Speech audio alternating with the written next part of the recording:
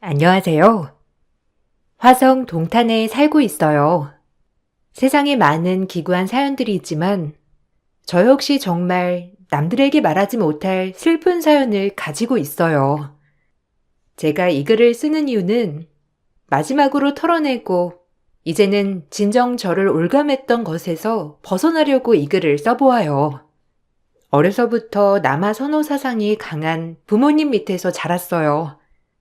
그래서 그런지 저희 친정오빠는 정말 자기밖에 모르는 이기적인 인간이었고 전 늘 오빠에게 양보해야 하는 삶을 살았어요. 공부를 잘했던 저는 좋은 대학을 가고 싶었지만 부모님이 여자애라는 이유로 대학 진학을 시켜주지 않았고 제가 모은 대학 등록금마저도 오빠가 가수를 한다며 이리저리 겉멋에 치여 있을 때 홍보 비용에 쓰라고 제 돈까지 쥐어줬던 분들이었어요. 그렇게 늘 양보만 하다가 남편을 만났는데 남편보다 시부모님들이 정말 좋으시더라고요. 그런 모습에 남편과의 결혼을 결심했고 이제야 친정에서 벗어나는가 싶은 마음이었어요. 내가 딸이 없어서 늘 아쉬웠는데 우리 재환이가 윤희처럼 착하고 선녀 같은 짝을 데리고 와서 얼마나 좋은지. 어머님이 그렇게 말씀해 주시니까 너무 좋은데요. 재한 씨한테 한참이나 모자라지만 그래도 노력해서 잘해볼게요. 아니야. 모자란 게 어디 있니? 다 맞춰가는 거지.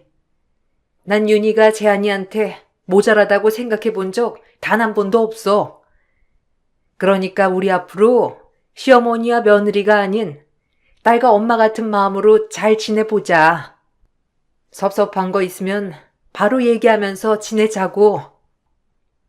네, 어머님. 어머님도 혹시 저에게 질책할 것이 있으면 바로 말씀해 주세요. 저도 어머님 마음에 들게끔 바로 고칠 테니까요.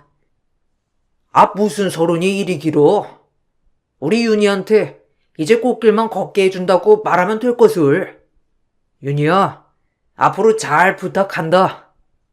우리 아들이 가끔 투박하고 멋은 없어도 네가 잘 조련해 주길 바래. 남자는 여자하기 나름이거든. 오늘 기분이 진짜 좋다. 시아버지, 시어머니다 생각 말고 그냥 아빠, 엄마라고 생각해. 우리 재환이 짝이면 우리 자식이나 다름없지. 우리 딸 윤희야, 잘 부탁한다. 아, 눈물이 나네요. 사실 너무 감사드릴 게 한두 가지가 아닌데 무엇보다 이렇게 진심으로 절 좋아해 주셔서 너무 감사해요. 아이, 어쩜 너는 말도 그렇게 정감 가게 하니? 윤희야, 앞으로 우리 도란도란 잘 살아가 보자. 나도 시어머니가 처음이라 설레거든. 친정엄마에게도 이런 따뜻함을 느껴본 적이 없던 터라 시부모님은 너무 좋았어요. 남들은 시댁이 불편하다, 시집살이를 한다 하지만 저에게만큼은 시댁이란 저를 따뜻하게 품어주는 곳이었죠. 오히려 친정에서 받아보지 못한 사랑을 시댁에서 받을 정도로 늘 감사한 마음이었습니다. 남편과 투닥투닥 할 때면 늘 제 편이 돼주는 시아버님과 어머님 덕분에 살면서 가장 많이 웃게 되는 하루하루였고 정말 딸이 된 것 같았어요. 하지만 결혼을 해서도 친정에서 벗어나기란 쉽지가 않더라고요. 네 오빠, 이번에 뭐 괜찮은 사업 아이템 하나 있다고 하는데 투자 좀 해. 너 모아놓은 돈 있는 거 다 알아. 내 대학 등록금까지 모아놓은 거 다 오빠 줘놓고 이제는 내가 모은 돈까지 달라고? 엄마 진짜 양심 없다. 오빠는 돈도 없으면서 뭘 그렇게 일을 버린다고 해? 알아서 구하라고 해. 그렇게 괜찮은 아이템이면 주변에서 투자해 주겠지. 말하는 것 봐라. 지 오빠한테 네가 드세니까 너네 오빠가 잘 안 풀리는 거야. 시집갈 때까지 일해서 돈 모은 거 누가 모를 줄 알아? 내가 널 낳아주고 키워주고 입혀줬는데 이 정도는 받아야 마땅한 거지. 그러니까 돈 좀 내놓으라고. 결혼할 때 한 푼 안 내놓고 갔으면서 지금 이 정도도 못하겠다는 거야? 어쩜 너는 욕심이 그렇게 그득그득하니? 드세가지고. 낳아주기만 하면 엄마야? 나 혼자 컸어. 엄마는 오빠만 바라봤고, 나 오빠 옷 물려 입으면서 학생 땐 아르바이트로 살았다고. 그랬는데 왜 오빠한테만 투자해주고 나한테는 아무것도 안 해주는 건데? 시집도 다 내 힘으로 갔잖아. 더 이상은 못해. 오빠도 오빠 힘으로 제대로 된 것 좀 해보라고 해요. 늘 그렇게 뒤에서 도와주고 끌어주니 지금 그 나이 먹도록 의존적인 거 아냐. 네가 그렇게 나온다 이거지? 그럼 어쩌겠냐? 내 딸 시집 보낸 집에 찾아가서 돈이라도 받아야 쓰겠다. 당장 앞장서. 시댁에서 널 그렇게 예뻐한다며? 그럼 이 정도는 해주겠지. 그렇게 예쁜 며느리인데 돈 한 푼 아쉽겠니? 네가 안 주면 이렇게 할 거야. 엄마는 말이 통하지 않는 분이었어요. 정말 어이없게도 저희 시댁에 찾아가서 앞으로의 제가 시댁살이를 할 것이니 그것의 대가를 받아야 한다고 엄포를 놓았고 저희 엄마 성질을 알기에 그런 모습은 당연할 거라고 생각했습니다. 전 결국 어느 정도 모아놓았던 돈을 엄마에게 주었고 엄마는 그제야 딸 취급을 해주더라고요. 정말 속상하고 안타까운 인생이었어요. 그때는 제가 너무 불쌍하다고 생각한 적이 한두 번이 아니었습니다. 부모가 맞는지조차 의심스러웠고 차라리 계모였다면 오히려 이해가 가능하다고 생각할 정도였으니까요.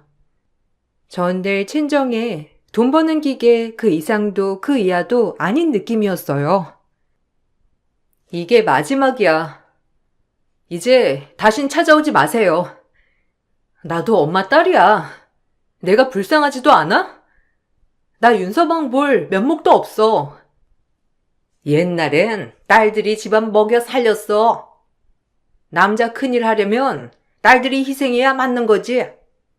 나 원망 마라. 너 그래도 이렇게 좋은 집에 시집 갔으니까 그것도 누구 덕이니? 내가 너 키워준 덕이지. 네가 어디 이런 집에 시집 갈 수나 있었어? 내 덕분인 거지. 전화 제깍 받아. 아주 엄마 전화라면 받지도 않아요. 기집애 가. 깍쟁이 같아가지고. 엄마 간다. 이 돈은 잘 쓸게. 제가 모은 돈을 털어주었기 때문에 더 이상의 돈은 없었어요. 그래도 여윳돈이라도 가지고 있고 싶었지만 엄마 등살에 못 이겨 내놓은 돈이었죠. 하지만 이 모든 사실을 남편에게 말하기란 쉽지가 않더라고요. 남편은 정말 좋은 사람이었고 저희 친정의 치부를 밝히기란 저 역시 너무 수치스러웠거든요. 그래도 남편은 눈치가 빨라서 그런지 어느 정도 알고 있기는 하였어요. 대충 친정에 가면 엄마가 저에게 대하는 태도와 말투를 보고 남편은 조금 의아한 얼굴을 보이기도 하였거든요. 당신이지 우리 집에서 행복하게 지내. 그동안 마음고생한 거 다 내가 이해하니까 이제라도 행복했으면 좋겠어. 내가 무슨 복이 있어서 당신 같은 사람을 만나고 시부모님을 만났을까 싶어. 사실 부모님께 받지 못했던 사랑을 시부모님이 주시는 것 같아서 너무 좋거든. 시부모님은 내가 정말 내 부모님이라고 여기면서 살 거니까 걱정하지 마. 엄마도 자기 보면 늘 챙겨주고 싶다고 하쇼. 이게 다 마음이 통하나 봐. 당신이랑 엄마랑. 우리 가족 행복길만 걷자. 그리고 혹시라도 말 못할 사정이 있어도 나에겐 다 얘기해. 그래야 내가 널 도와주지. 혼자 끙끙 앓지 말란 말이야. 가족에게 한 번도 따뜻함을 느껴본 적 없던 터라 이런 마음들은 저에게 정말 기쁨이 되어 돌아왔어요. 그리고 전 결혼 후 임신이 되지 않아 늘 고민이었는데 드디어 6년 만에 임신을 하였습니다. 제 기쁨은 말로 할 것 없고 시부모님들이 정말 좋아하셨어요. 6년 동안 제가 스트레스 받을까봐 단 한 번도 임신 이야기를 꺼낸 적조차 없는 시부모님이었거든요. 우리 윤이 정말 장하다. 그래도 네 몸이 제일 중요하니까 늘 신경 써. 아이보다도 산모 건강이 우선이니. 딸이든 아들이든 그저 건강하게 낳는 게 최고야. 윤희 이제 스트레스 받지 말고 집에서 푹 쉬면서 대교에 전념하거라. 에이, 아니에요. 그래도 할 건 할 수 있어요. 어머님, 아버님이 이렇게 좋아하시는 거 보니까 저 진짜 너무 좋은데요? 진작 임신 소식을 들려드렸어야 했는데 정말 죄송해요. 힘들게 가진 만큼 더 건강에 힘쓰고 아이 꼭 순산하도록 할게요. 아이도 아이지만 윤희야, 네가 더 소중해 우리는. 그러니까 스트레스가 찌약이거든. 스트레스 받지 않도록 해야 돼. 힘들게 가진 아이지만 제 몸을 더 많이 신경 써주시는 시부모님에게 정말 감동하였어요. 그리고 행복한 임신 기간을 보낼 거라고 다짐했습니다. 사실 임신을 하니 딸이든 아들이든 정말 기쁜 마음이 들었는데 내 부모님은 왜 그러셨나 오히려 원망이 들 때가 많았어요. 난 우리 아이에게 절대 그런 감정을 들게 하지 않을 거라고 다짐하고 또 다짐하였어요. 그러나 그 행복은 오래가지 못했고 또다시 돈 얘기를 하러 저를 찾아온 엄마 때문에 정말 힘든 날이었어요. 엄마는 돈을 요구하면서도 정말 뻔뻔했거든요. 네 오빠 사업 그거 알지? 어려워졌다더라. 이럴 때 형제 좋다는 게 뭐니? 네가 가진 것 좀 다시 내놔야겠어. 엄마, 나 임신했어. 그리고 결혼하고 일도 쉰 거 알잖아. 내가 무슨 돈이 있어서 오빠한테 돈을 해주냔 말이야. 아니 윤서방이 그렇게 잘 나가는데 네가 돈이 없다는 게 말이 돼? 너네 시댁도 잘 살잖아. 융통 좀 해봐. 내가 널 그러라고 시집 보낸 거지. 이 정도도 안 할 거면 널 시집 보냈겠어? 내 옆에 붙여놓고 일이나 시켰지. 1억 정도만 있으면 돼. 1억이 누구네 집 애 이름이냐고. 지금 경제관리고 뭐고 다 윤서방이 하니까 나한테 돈 얘기하지 말아요. 나 돈 한 푼 없으니. 저 독한 기집애? 니네 오빠가 죽어도 좋아? 니네 오빠 지금 어려워서 죽는다마다 하는 마당이야. 네가 동생으로서 그러면 안 되잖아. 이번만 봐줘라. 오빠 이번 고비만 넘기면 일어설 수 있어. 수익금도 나올 거야. 너한테 무턱대고 주라고 하는 거 아니야. 네가 투자한다고 생각하면 돼. 당연히 수익금은 너에게 줄 거고 절대 그냥 달라는 거 아니니까 엄마 좀 믿어봐. 글쎄 엄마, 투자금이고 뭐고 없다니까?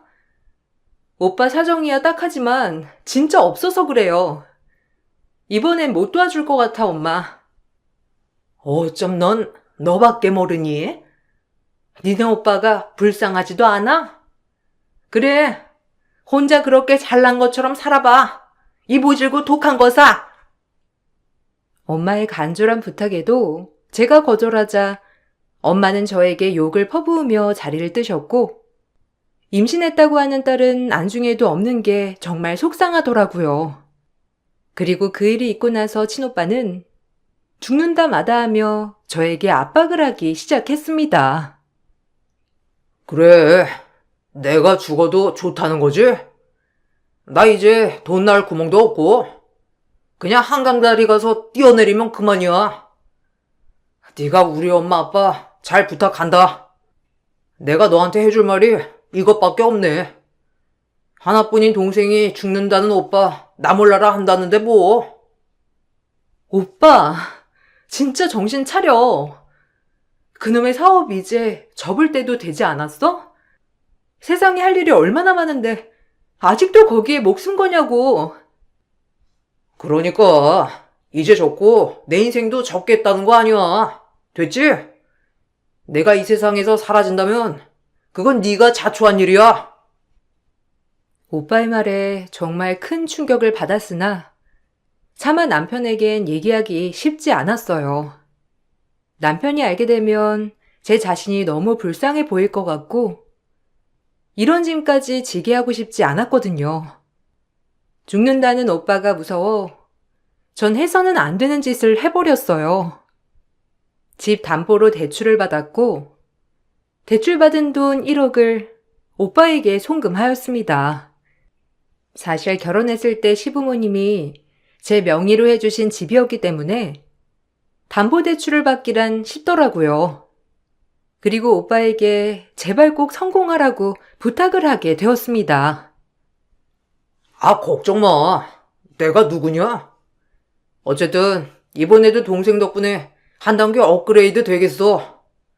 오빠가 수익 나면 무조건 챙겨줄게. 그래. 이번엔 그냥 주는 게 아니라 너 수익금 건질 수 있다니까.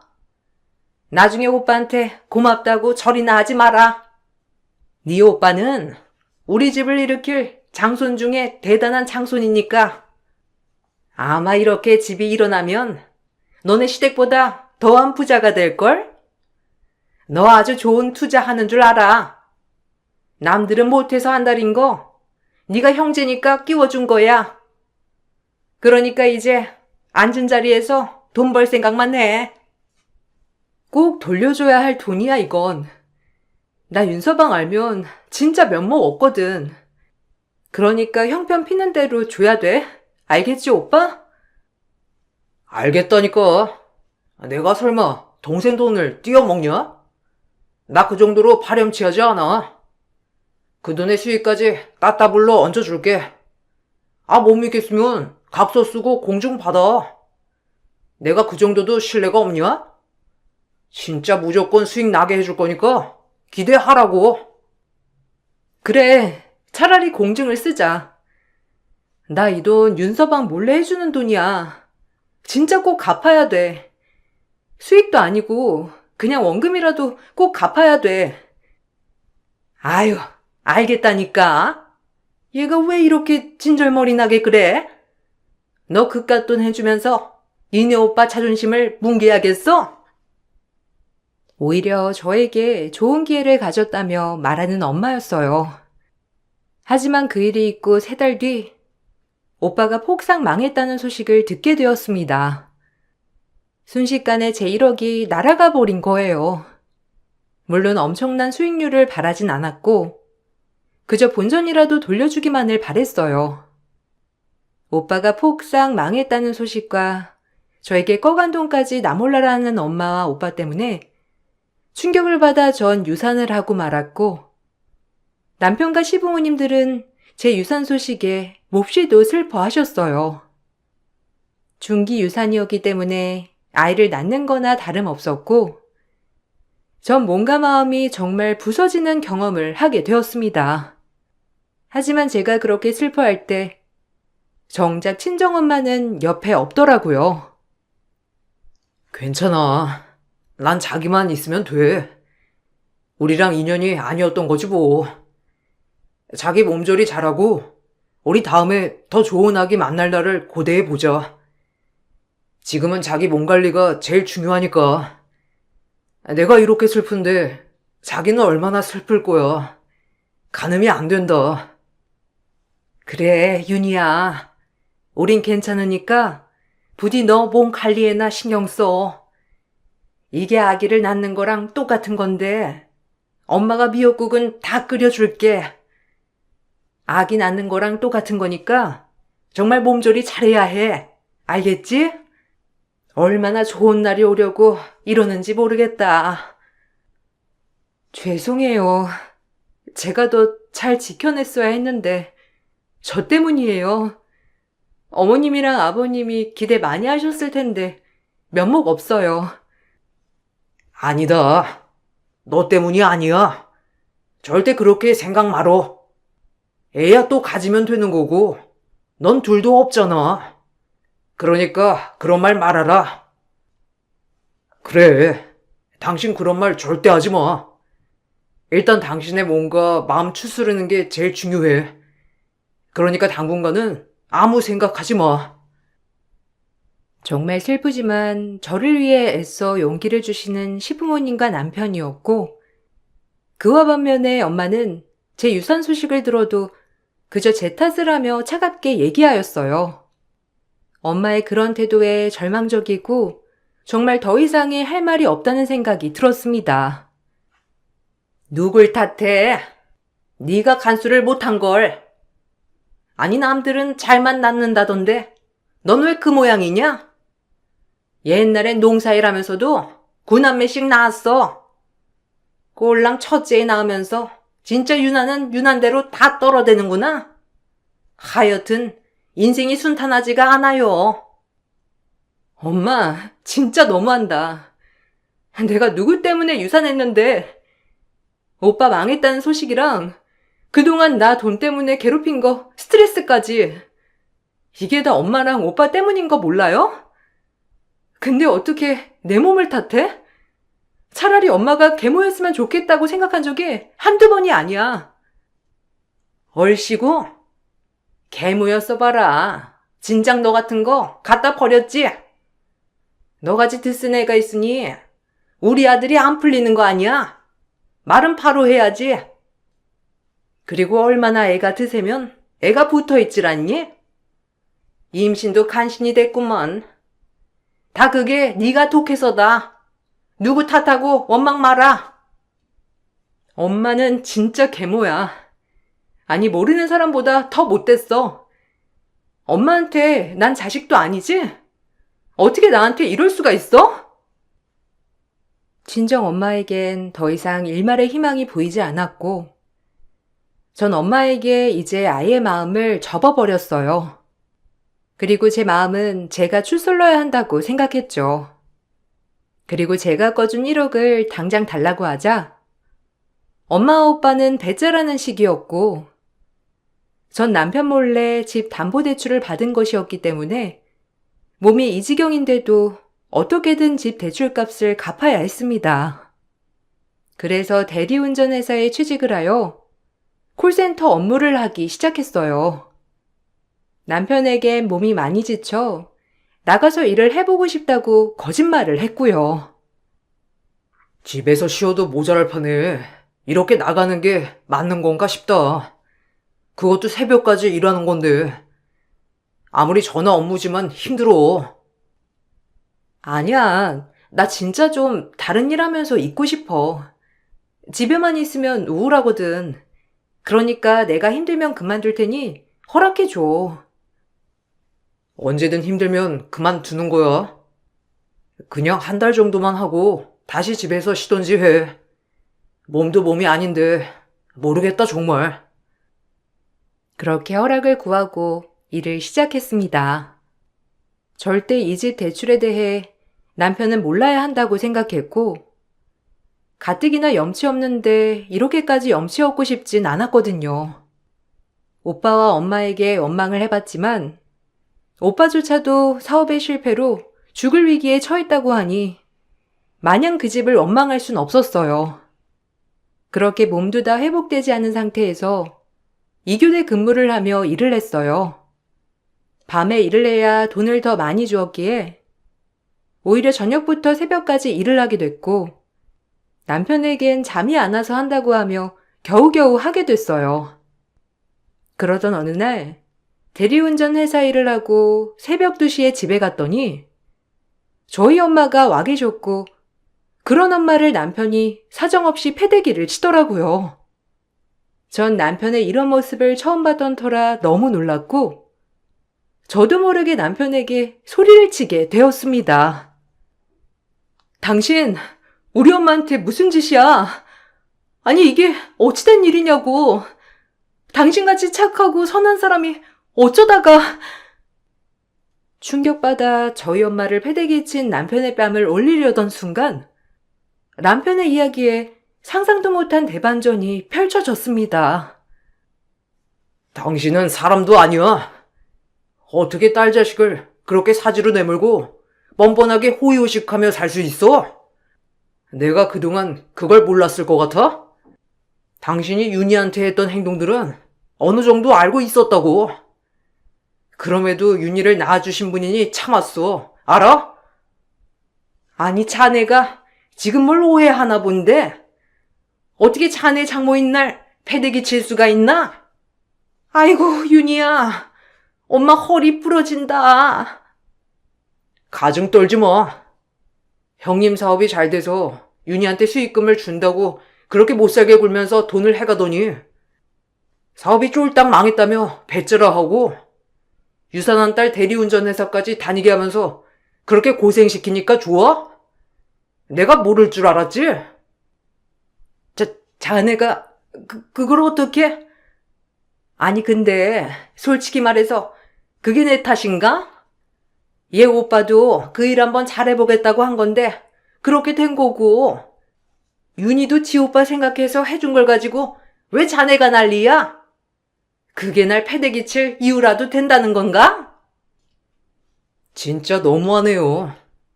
형님 회사 대박난 거 다 알아요. 내가 업계에서 일하면서 그걸 모를 줄 알았어요?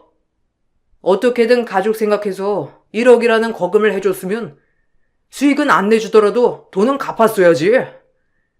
그렇게 힘들게 해놓고 나 몰라라 해? 윤희는 지금 나한테 말도 못하고 혼자 끙끙 대출값 갚고 있다고. 내가 윤희한테 오늘 일 그만두라고 하려고 했어. 그동안엔 정신적으로 오히려 생각할 게 많다고 하니 나가서 일이라도 하면서 바빠봐라 했지만 도저히 못 보겠어서 그만두라고 하려던 찰나에 당신이 온 거야. 근데 온 이유가 윤희한테 또 돈 얘기를 하러 와? 진짜 양심 없다. 어떻게 엄마라는 사람이 이래요? 엄마, 이게 무슨 말이야? 오빠네 회사가 대박 났다니. 그리고 자기는 이 모든 사실을 언제부터 알고 있었던 거야? 알고 보니 남편은 모든 내막을 알고 있었어요.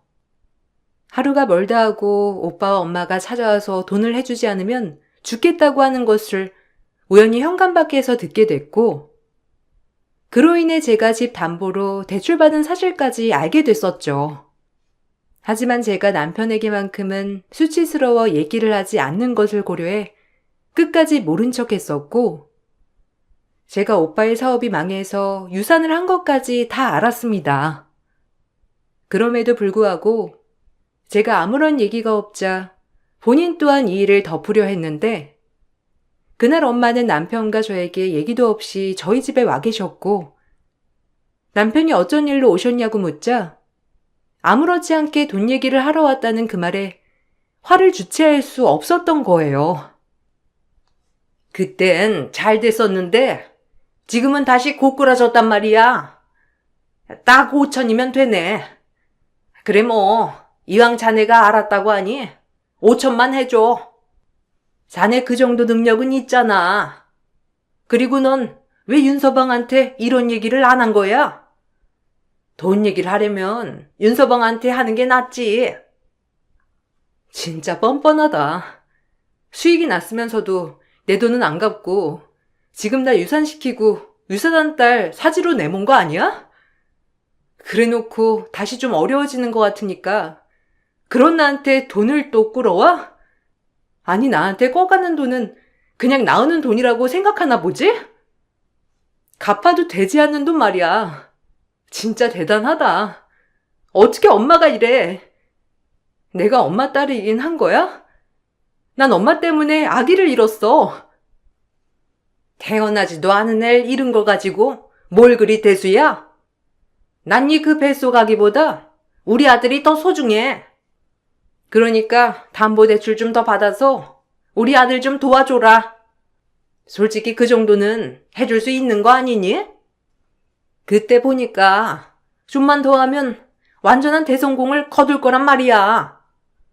지금 잠깐 자금이 또 부족해서 살짝 꺾였어. 그러니까 네가 이번에도 오빠 좀 도와줘라. 미쳐도 단단히 미쳤어. 어떻게 딸한테 이럴 수가 있는지. 당신한테 미안하지만 이제 못 참겠다. 정말 끔찍해. 남편은 본인의 말이 끝나자 엄마를 질질 끌고 대문 밖에 쫓아냈어요. 그리고 울고불고 하는 저를 꼭 안아 주었답니다. 오빠는 회사가 망하지 않았고 저에게 돈을 돌려줄 수 있었다는 반전이 있었지만 이 계기로 친정의 모든 사람들과 연을 끊는 계기가 되었어요. 그리고 전 먼저 떠나보낸 뱃속 아기를 위해서라도 가만히 있을 수만은 없어 친정오빠와 엄마에게 소송을 걸게 되었습니다. 가뜩이나 회사 자금 사정이 다시 빡빡해진 오빠였기 때문에 소송을 취하하라고 난리가 났어요. 좀만 더 투자하면 고지가 코앞인데 너 진짜 이래야겠어? 내가 이 돈을 안 챙겨준 게 아니라니까. 곧 줄 거야. 근데 좀 기다려 달라는 거지. 그리고 우리가 그때 망했다고 한 건 네가 혹시라도 기대할까 봐 그렇게 말했던 거라고. 웃기지 마. 날 진정 생각했다면 이래선 안 됐지. 뻔히 어떻게 돈 마련했는지 알면서 망했다고 거짓말치고 그럼 내가 돈을 달라고 하지 못할 걸 아니까 그런 거잖아. 뱃속에 네 조카가 버젓이 있는데도 그러고 싶었니? 내가 동생이긴 했어? 내가 잘 돼야 네가 잘 되는 거 몰라? 솔직히 아직 낳지도 않았는데 뭘 그렇게 뱃속 아기 타령을 해? 내가 더 소중하지. 그래, 그 엄마의 그 아들 맞지. 난 너희 모자 용서 안 해. 그리고 이젠 다신 볼 일 없을 거야. 어차피 엄마도 내가 자식이 아니라 돈줄이었으니 그거 말곤 아쉬울 게 없겠지. 엄마한텐 너 하나만 있으면 되니까. 그리고 내가 꺼준 돈 다 돌려받을 거니 그리 알아.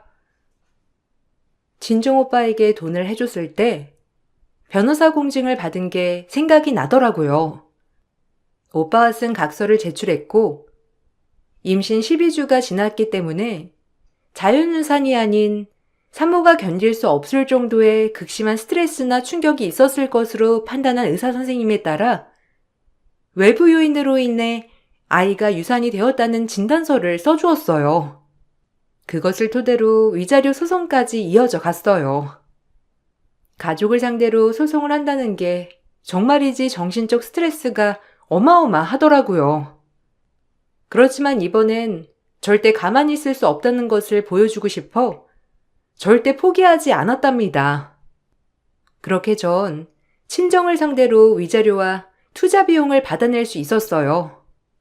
그리고 오빠는 회사의 자금난과 더불어 소송에 막대한 시간과 돈을 쓰느라 진행하고 있는 프로젝트가 엎어졌고 그로 인해 조금 잘 되고 있던 회사마저도 고꾸라졌어요. 본인들의 욕심 때문에 모든 벌을 받는 것이라고 생각이 들더라고요. 이것 말고도 평생을 희생한 대가를 따져물어 다 받아내고 싶었지만 정말 이것 또한 못할 짓이라는 것을 뼈저리게 느꼈어요. 지 오빠를 아주 사지로 몰아넣는 나쁜 것. 너 어디 너 혼자 잘 살겠다고 그렇게 살아봐. 애가 들어서나. 네가 못됐으니 애도 늦게 들어선 거고 그마저도 잃은 거야. 다신 엄마라고 부르지도 말고 찾아오지도 마라. 너 같은 건 딸로 두지 않을 거야. 아줌마, 저야말로 다신 안 봐요. 그리고 누가 아쉬운지 보자고. 무슨 긴 말이 필요하겠어.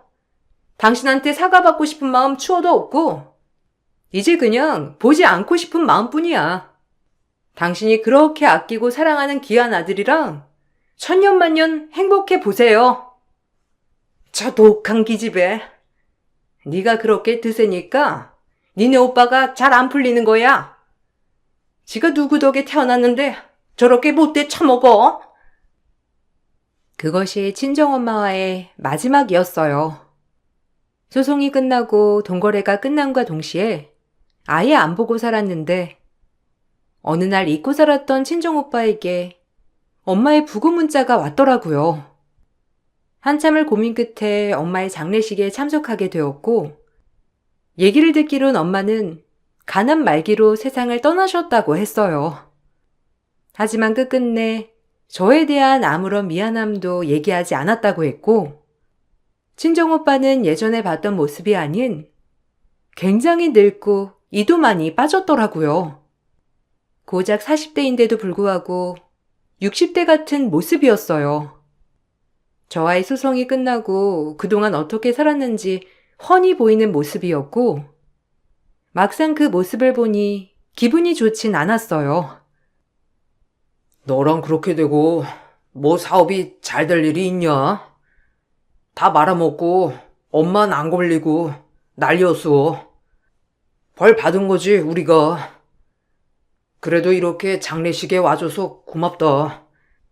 사실 엄마 장례식도 안 오면 어떡하나 했는데 이제야 반성하는 나도 참 웃기지? 우리가 너한테 못할 짓 진짜 많이 했지. 그게 그땐 당연한 줄 알았는데 정말 지나고 보니 다 우리가 받는 벌이었지 뭐야. 그러게, 지금 오빠 꼴 진짜 말도 못하다. 열심히 살아. 일 저일 따지지 말고 그저 성실하게. 그런 빛을 맞는 순간이 올 거야. 그동안 미안했다. 너 만나면 꼭 사과는 하고 싶었어. 엄마 때문에 너한테 사과도 못했고 어려서부터 엄마 등살에 나도 내가 최고인 줄 알고 살았는데 너한테 미안한 게 진짜 많았어.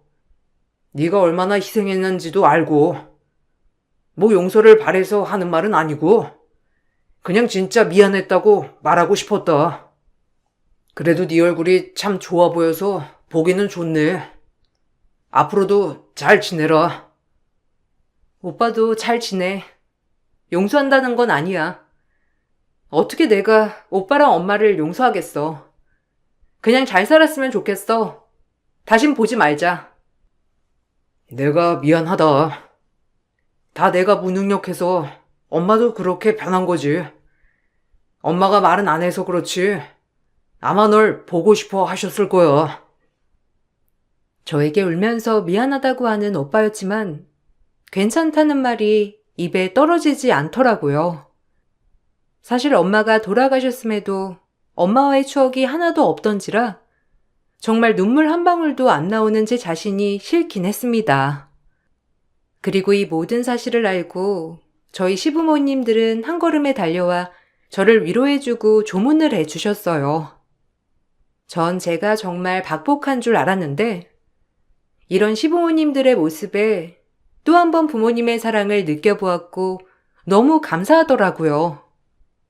그리고 정신없이 조문을 잘 마치고 집에 와 덩그러니 누워있는데 그때서야 눈물이 나더라고요.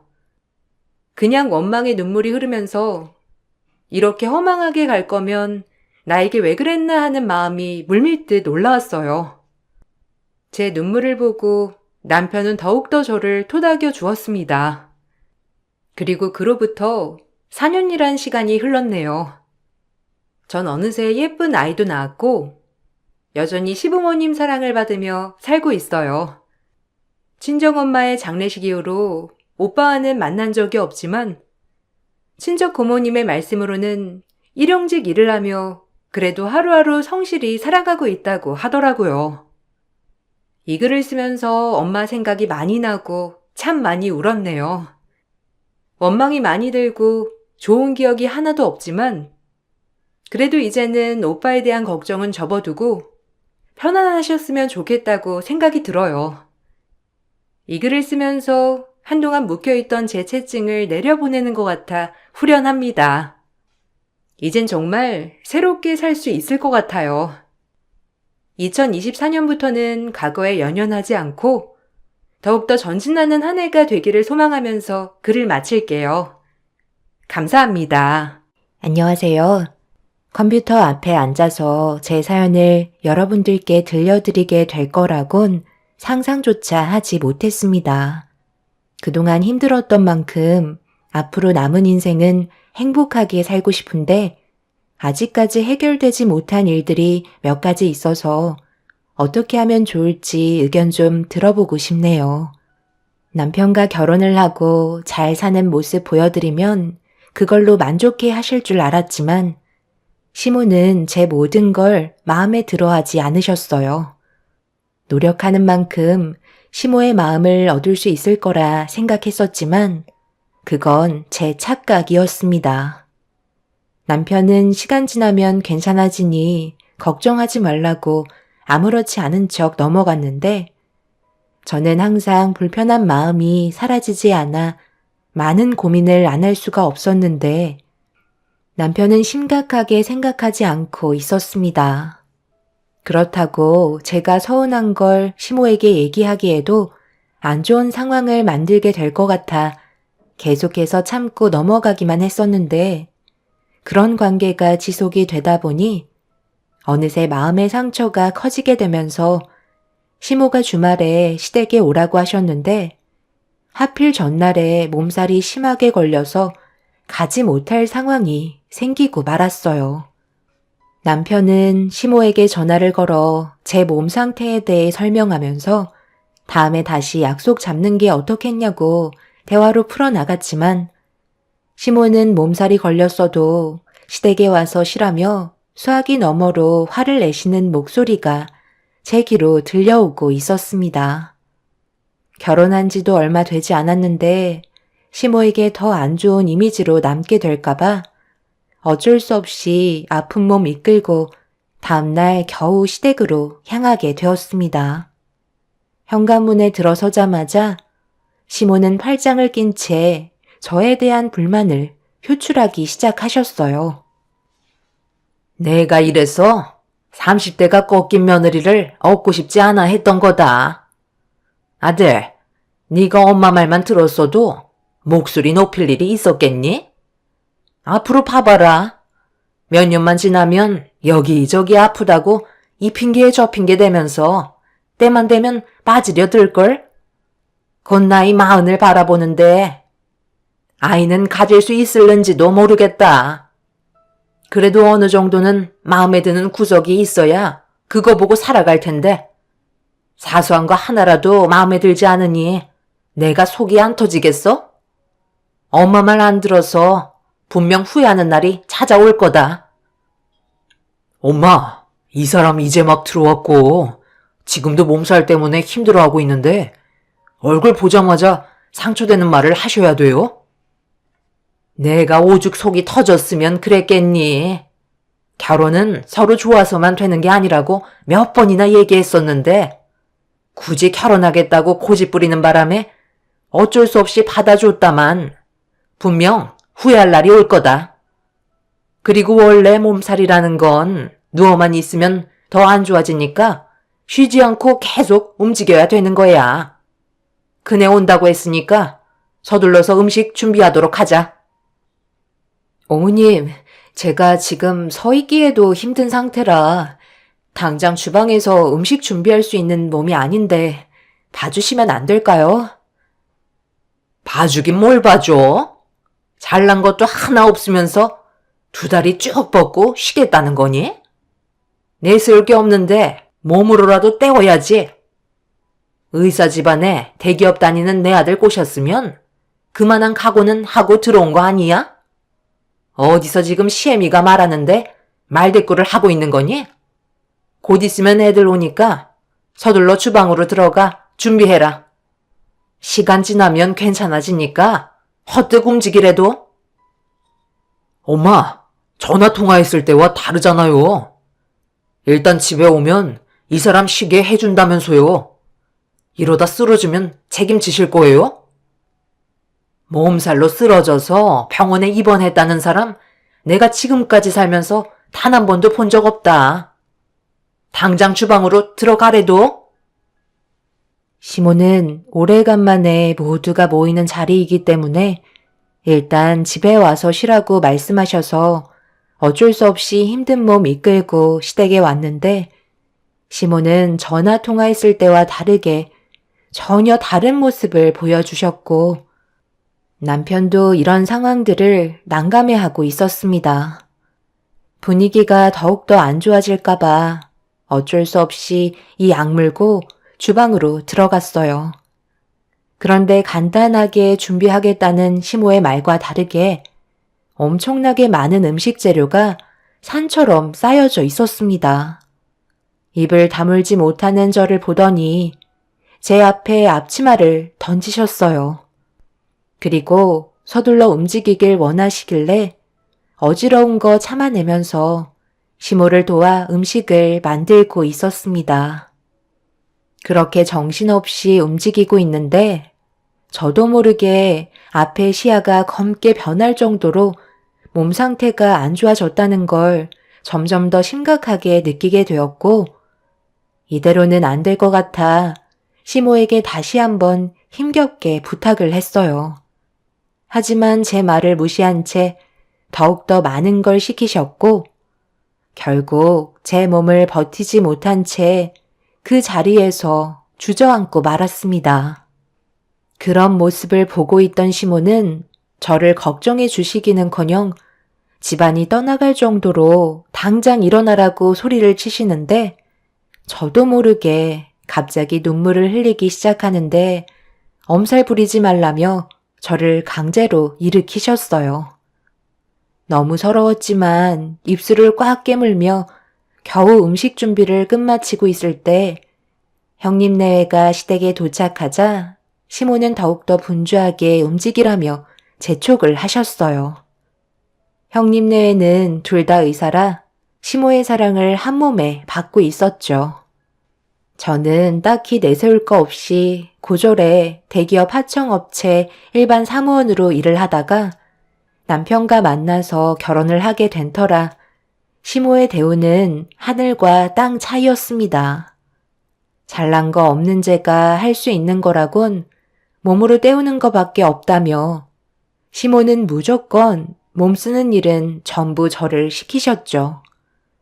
그렇게 모두가 한자리에 모여 식사를 하기 위해 준비한 음식들을 세팅하고 있는데 형님이 주방으로 들어와 시모에게 인사를 드렸습니다. 저한테는 온갖 인상 다 쓰시더니 형님한테는 한없이 사랑스러운 친딸처럼 밝게 웃어주시면서 오는 길 힘들지 않았냐며 되려 걱정을 해주고 계셨네요. 그런데 동서, 몸 어디가 안 좋은 거야? 안색이 하얗게 떴는데, 그리고 식은땀도 많이 나는 걸로 봐서 몸살이 온 건가? 말도 마라.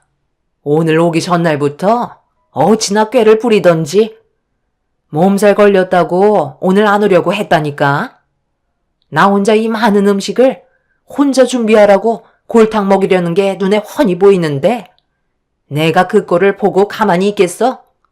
당연히 내려오라고 난리 쳤지. 어머님, 저 정말 몸이 안 좋은 거 보시고도 그런 말이 나오세요? 지금 더 이상은 버티기 힘들 것 같아서 먼저 방에 들어가 볼게요. 다 모였는데 어딜 들어간다는 거야? 음식 준비하면 끝이니? 먹다가 비어있는 접시가 있으면 음식 채워줘야 하고 부수적으로 해야 될 일들이 얼마나 많은데 혼자 들어가서 쉬면 심히 보고 고생하라는 거야? 어른이 아직까지 자리를 지키고 있는데 지금 들어가겠다는 말이 나와? 이제 시작이니까 자리 지키고 있거라. 뭐하고 있어? 서둘러 바쁘지 않고. 이미 한계치에 도달한 상태였기 때문에 더 이상 시모의 말이 귀에 들어오지 않았어요. 당장 눕지 못하면 정말 몸이 못 버틸 것 같아 시모에게 죄송하다는 말 한마디 하고 방으로 들어와 버렸습니다. 남편은 시숙과 대화를 주고받고 있다가 제가 방으로 들어오자 당황스러웠는지 눈치 보며 밖으로 나갔어요. 그런데 침대에 누우려고 하는 순간 갑자기 제 고개가 뒤로 제껴지면서 머리채를 잡히고 말았습니다. 시모가 화가 머리끝까지 올라왔는지 무작정 화를 내기 시작하셨어요. 저 하나 때문에 이제 막 시댁에 온 형님과 시숙이 기분이 좋겠냐며 쉬지 않고 막말을 쏟아내셨습니다. 점점 상황이 심각해지자 남편은 더 이상 안 되겠다 싶었는지 시모를 방에서 끌고 밖으로 나갔어요. 거실에서 남편과 시모가 싸우는 소리가 방에서까지 들렸지만 제가 살아야 했기 때문에 그냥 무시한 채 눈을 붙였고 얼마나 누워 있었는지 눈을 뗐는데 밖이 너무 조용한 것 같아 힘든 몸을 이끌며 방문을 열고 조용히 밖으로 나왔는데 주방에서 시댁 식구들이 함께 모여 술 한 잔 걸치면서 대화를 주고받고 있었습니다. 제가 없는 상황에서 서로 웃고 떠들며 분위기를 즐기고 있길래 저 때문에 또다시 얼굴 붉히게 되는 일이 생길까봐 몸을 돌려 다시 방으로 들어가려는 순간 형님의 목소리를 듣게 되었네요. 어머님이 이해하셔야지 어쩌겠어요. 원래 못 배운 사람일수록 눈치도 없고 자기중심적인 성향이 강하잖아요. 본인만 힘들다고 생각한다니까요. 서방님이 이런 건 중간에서 처신을 잘해야 한다고요. 무조건 동서편만 들어준다고 좋아지는 게 아니에요. 어머님은 서방님이 결혼하겠다고 처음 동서를 데리고 왔을 때부터 마음에 안 들어 하셨던 거 아시잖아요. 내가 지금 속이 얼마나 타들어가겠어? 나이라도 젊으면 내가 말이라도 안 하지. 먹을 만큼 먹어서는 새며느리 들인 것 같은 느낌도 아니고 그렇다고 요즘 젊은 애들처럼 애교가 많은 것도 아니라 꼭 내 아들이 재혼한 것 같은 느낌이라니까. 솔직히 저도 최소 30대 초반은 될 줄 알았는데 중반이라는 말에 엄청 놀랐잖아요. 열심히 한다고 되는 것도 아닌데 동서는 최선을 다하고 있다고 생각하겠죠. 그런데 알아주는 것 같진 않으니까 저런 식으로 행동하는 거고요. 어머님 때는 며느리가 말대꾸라도 하면 머리채 잡히고 밖으로 내쫓길 정도였다는데 저런 식으로 나오는 거 보면 정말 한심한 것 같아요. 정말 왜들 그럴까? 사람마다 개인 역량이 다른 거고 몸이 아프다는데 꼭 이런 식으로밖에 말을 못해요? 제가 그래도 저 사람 남편인데 적당히 하셔야죠. 내가 좋아서 결혼하고 살겠다잖아요. 한 번만 더 제 앞에서 저 사람 험담하면 그때는 가만히 있지 않겠어요. 형님도 저를 많이 무시하고 있다는 건 알고 있었지만 그래도 남편 앞에서 제 험담을 한 건 너무하다 싶었어요. 하지만 몸이 너무 안 좋았던 터라 얼굴 붉히며 싸워봤자 제가 더 역효과를 불러일으킬까봐 조용히 방으로 들어와 서러운 마음에 눈물을 훔치고 말았습니다. 그렇게 한참의 시간이 지나고 식사 자리가 끝이 났는지 남편이 방으로 들어오는 소리에 침대에서 일어나 남편에게 앞으로 시댁에 오고 싶지 않다며 부탁을 하게 됐어요. 남편도 어느 정도 생각을 하고 있었는지 제 의견을 따라주었고 어느 정도 술을 먹은 남편은 대리를 불렀어요. 그리고 조용히 시댁에서 나와 남편과 함께 집으로 돌아가게 되었습니다. 중간쯤 가고 있는데 시모에게 전화가 왔어요.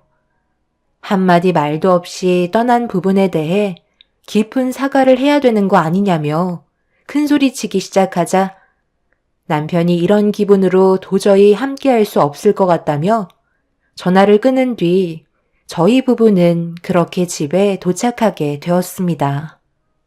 그날 이후 전화를 하신 적이 없었지만 항상 긴장을 늦출 수가 없어 불안한 마음을 가지고 있는데 제 몸이 계속 안 좋아지는 것 같아 병원에 찾아가 상태를 확인하려고 준비하고 있는데 갑자기 속이 울렁거리기 시작하더니 멀미하는 것 같은 느낌이 들기 시작했죠. 처음 느껴보는 몸 상태였고 병원에서 제 몸에 대해 얘기하고 있는데 의사가 저보고 임신한 거 아니냐며 산부인과를 가보라는 말에 의사의 말대로 산부인과에서 진찰을 받는 순간 제 몸에 새 생명이 자라고 있는 걸 확인할 수 있었습니다.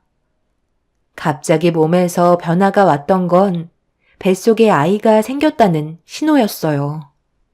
그래서 남편에게 이 사실을 알리자 예상하지 못한 말을 들어서 그런지 많이 당황해하는 것 같더니 잠시 뒤 수화기를 통해 남편은 소리를 지르고 있었습니다. 저희 부부는 나이가 있는 만큼 아이를 간절히 원했었는데 다행히도 결과가 좋아서 앞으로 몸조심하라는 의사의 말에 최대한 집에서 안정을 취하면서 부모님께도 이 소식을 알렸어요. 부모님은 당연히 기뻐하셨지만 이 소식을 시모에게는 알려드리지 못하고 있었어요.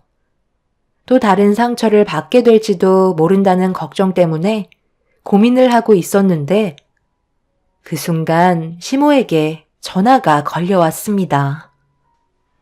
내 아들한테 방금 전화 왔다. 너 임신했으니까 건들지 말고 전화할 거면 좋은 말만 해주라고. 어떻게 된 게 엄마한테 그 난리를 피워놓고 사과 한마디 없이 무조건 너를 건드리면 가만두지 않겠다는 듯 화를 내는데 내 기분이 어땠을 것 같아? 못 먹고 못 배운 네가 애 하나 임신했다고 하니 내 아들이 흥분해서 난리치는데 그런 말을 듣고 있는 내 기분이 어땠을 것 같니? 그동안 힘들게 키운 자식놈이 여자한테 한눈 팔려 결혼까지 했는데 애까지 임신을 해버리니 엄마한테 막말을 퍼붓고 끊어버렸는데 내가 너를 살갑게 대해줄 거라 생각했어? 어차피 뱃속에 있는 그 아이도 결국 불량품일 뿐이야. 네가 그 모양 그 꼴인데 당연히 그 길을 똑같이 따라가지 않겠어? 원래 자식은 부모의 족쇄를 물려받게 되어 있는 거야. 그 아이도 참 불쌍하지. 뱃속에 있는 더러운 양수에서 자라는데 얼마나 힘들겠어? 안 그래? 제가 어머님한테 뭘 그렇게 잘못했길래 아직 태어나지도 않은 뱃속에 있는 아이까지 욕을 먹어야 하는 거죠? 그 사람이랑 열심히 살려는 마음밖에 없는데 그냥 좋게 봐주시면 안 되는 거예요? 당연히 부족한 부분들이 있을 순 있지만 그래도 저도 어머님 며느리잖아요. 제가 나중에 어머님한테 정말 필요한 존재가 될 수도 있는 건데 꼭 상처를 주셔야 속이 후련하세요? 차라리 서로 얼굴 붉히며 살 바엔 그냥 인연 끊고 사는 게 좋을 것 같아요. 저는 뭐 어머님이 좋아서 온갖 욕 다 먹어가며 노력하는 줄 알아요? 전부 그이가 저를 아껴주고 노력하기 때문에 저도 그만큼 하려고 했을 뿐이에요. 시모는 제가 대들기 시작하자 화가 많이 나셨는지 갑자기 전화를 끊으셨어요. 시모의 성격상 무조건 집에 찾아오셔서 난리칠 게 뻔할 것 같아 일단 친정집으로 몸을 피했습니다. 그런데 제가 생각했던 거와 다르게 시모가 아무런 반응을 나타내지 않았고 남편은 저와 시모가 나눴던 대화들을 모르고 있는 것 같아 보였어요. 제가 친정에 있다고 얘기하자 남편이 부모님 집으로 찾아왔고 오래간만에 부모님과 함께 외식을 한 뒤에 저를 데리고 집으로 돌아왔네요. 뭔가 느낌이 좋진 않았지만 저와 더 이상 상대하고 싶지 않아서 그런 거라고 판단한 뒤에 저 또한 신경 쓰지 않았습니다. 계속되는 스트레스가 아이한테도 좋지 않기 때문에 최대한 좋게 생각하려 노력했어요. 그렇게 몇 달의 시간이 흐르는 동안 시모에게 연락이 없다는 거 하나만으로 마음이 너무 편했었는데 갑자기 핸드폰에 쉬지 않고 문자가 오길래 확인하는 순간 경악을 하고 말았습니다. 저밖에 모른다던 남편이 다른 여자와 만남을 이어오고 있었고 수십 장의 사진을 저에게 보낸 사람은 다름 아닌 시모였어요. 그리고 뒤이어 초인종 소리가 집안에 울려 퍼졌고 인터폰을 확인해 보니 시모가 문을 열어주길 기다리고 계셨습니다. 무방비 상태에서 갑자기 찾아온 시모를 어떻게 대응을 해야 할지 몰라 어쩔 수 없이 현관문을 열어드렸고 시모는 소파에 앉으신 뒤 저보고 자리에 앉으라며 손짓을 하셨습니다. 그리곤 한참 동안 저를 바라보시더니 한마디 하셨죠. 사진 확인했지? 어떻게 된 건지 알고 싶을 것 같아 내가 직접 찾아왔는데 기분 나쁜 건 아니지? 오히려 나한테 감사하게 생각해야지. 내 아들이 지금 바람 피우고 있는 걸 내가 직접 증거물 확보해서 너한테 보여줬잖아. 별거 없어. 그냥 이 서류에 도장만 찍으면 되는 거야. 내 아들이 다른 여자와 만나고 있는 걸 봤는데 이혼해야 되지 않겠어? 나는 그냥 다리 연결만 해준 것뿐이야. 나머지는 내 아들이 알아서 인연을 만들어간 거라고. 남자는 원래 자기 여자가 있어도 다른 여자를 가지고 싶어하는 욕망이 자리 잡혀 있기 때문에 접근하는 여자 마다하지 않는 법이지. 내 아들도 본능대로 움직인 것뿐이고 설마 이런 모습을 보게 됐는데 내 아들과 계속 살겠다는 건 아니지? 더 큰 상처 받기 전에 이쯤에서 정리해라. 그동안 연락 한 통 없으셨던 게 이런 계획을 꾸미고 계셨던 거예요? 그동안 가정에 충실했던 그 사람한테 여자를 붙인 거예요? 그래서 제가 이혼하지 않겠다면 어쩌시려고요? 제가 그냥 순순히 당하고만 있을 거라 생각한 건 아니시죠? 그래서 어쩌려고? 네가 할 수 있는 게 뭐가 있는데? 그냥 몇 푼 지어줄 테니까 그거 가지고 쥐 죽은 듯이 얌전히 살아.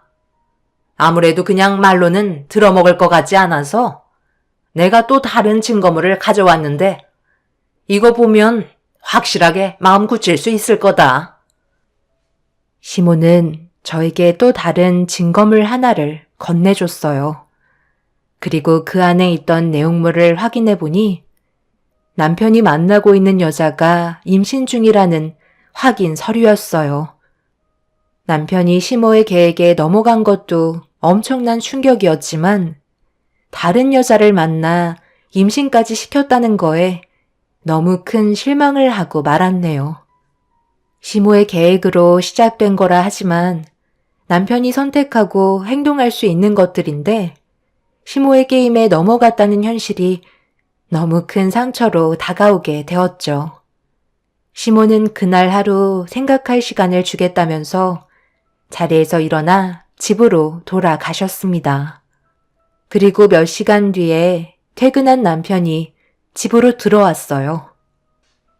당신이 어떻게 그럴 수 있어? 나를 버리고 왜 다른 여자를 만난 거야? 여기 핸드폰에 있는 사진들의 모습들이 전부 다 사실이냐고. 엄마가 왔다 갔구나. 그래서 이제 어쩌려고. 어차피 내 편 대어줄 거 아니잖아. 나 좋다고 뛰어드는 여자 마다할 이유가 뭐가 있어? 원래 엄마가 의도적으로 이런 계획을 가지고 나한테 접근했다는 거 알고 있었거든. 그런데 소개해준 여자와 대화를 주고받다 보니 나와 너무 잘 맞더라고. 당신이 채워주지 못했던 걸 그 여자는 금방 알아차리고 내 옆에 있어주는데 그런 모습들을 보면서 내 마음이 흔들리지 않겠어? 당신보다 좋은 점이 수도 없이 많은데 굳이 이 결혼 유지할 필요 없잖아. 위자료 그거 얼마 되지도 않는 거 줄 테니까 여기까지만 하자. 그게 지금 말이 된다고 생각해? 그럼 지금 내 뱃속에 있는 당신 아이는 어쩔 건데? 아빠 없는 아이 만들 거야? 그렇다고 지금 만나고 있는 그 여자의 뱃속에 있는 아이를 버릴 수는 없는 거잖아. 최대한 나와 잘 맞는 사람과 사는 게 앞으로 남은 인생 신중하게 결정해야 되지 않겠어? 그리고 이 집도 내가 마련한 거잖아.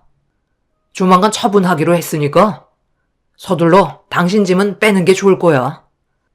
뱃속에 있는 아이한테는 아빠의 자격으로 앞에 설 수 없으니 당신이 좋게 얘기해줘. 남편은 시모의 게임에 넘어간 것도 모자라 그 여자를 향한 마음이 진심 같아 보였습니다.